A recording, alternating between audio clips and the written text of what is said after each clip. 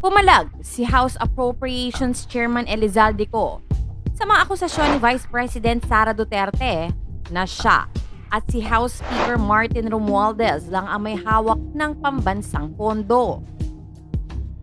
Diretsahang sinagot ni Congressman Co sa akusasyon ni VP Sara at sinabing, again, malaking pambubudol na naman nila yan. Akala siguro nila hindi matalino ang taong bayan.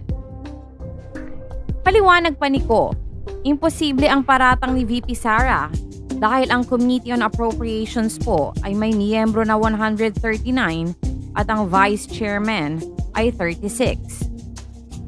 Dagdag pa ni Co, dadaan din sa pagsusuri ang 24 na senador.